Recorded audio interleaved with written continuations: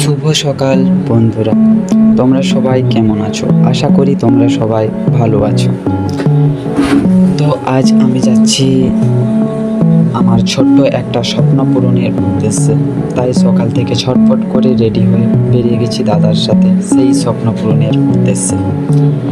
তো স্বপ্ন পূরণটা কি তোমরা ভিডিওর একটু পরেই জানতে পারবে। এই স্বপ্নটা আমি বহুদিন ধরে দেখতাম, কিন্তু কোনোদিন ভাবতে পারিনি এই স্বপ্নটা আমি সত্যিই পূরণ করতে পারবো। আর আজকে সেই দিনটা চলে এসেছে আমার কাছে, যে আমি স্বপ্নটা সত্যিই পূরণ করতে পারছি।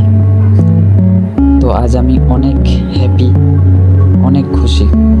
তো দেখতে দেখতে আমরা পৌঁছে গেলাম সেই বাইক শোরুমে, কেটিএম বাইক।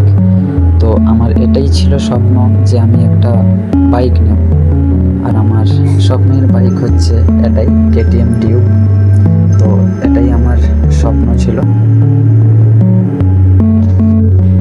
তারপরে দাদা বাইকগুলো একটু চেপে দেখছিল যে বাইকটাই দাদাকে কীরকম মানায়। তো দাদাকে তো ভালোই লাগছে। তোমরা একটু কমেন্ট করে জানিও যে গাড়িটা তোমাদের কীরকম লাগছে। তারপরে এই গাড়িটাও ভালোই লাগছিল, তাই দাদা একটু চেপে দেখছিল গাড়িটা কেমন।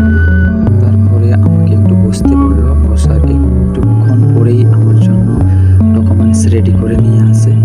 তারপরে সব কিছু সিগনেচার করার পর আরও প্রায় 1 ঘন্টা আধ ঘন্টা আমাকে প্রায় বসতে হয়েছিল। আধ ঘন্টা 1 ঘন্টা বসার পর গাড়িটা আমার ওয়াশ করে পুরো ফ্রেশ করে রেডি করে দেয়। রেডি করার পর আমাকে গাড়ি ডেলিভারি দিয়ে দেয়। তো এখন আমি বাইরে এসে দাঁড়িয়েছি আমার দাদার অপেক্ষায়। দাদা গেছিলো ডেবরা, তো ডেবরা থেকে আসলো।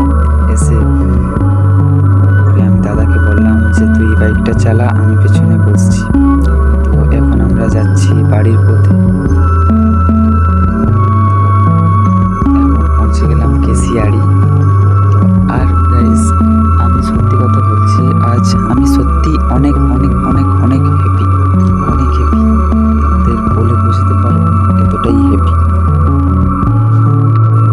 যেটা শুধুই ছিল স্বপ্ন, আজ সেই স্বপ্ন যেন ঘরের দরজার সামনে দাঁড়িয়ে। তো ভাবতে পারছি না যে সত্যি এটা আমারই বাইক। সত্যিই ভাবতে পারছি না, মনে হচ্ছে কোনো স্বপ্ন, কিন্তু স্বপ্ন না, এটাই সত্যি। বলে বোঝাতে পারবো না আমি আজ কতটা হ্যাপি।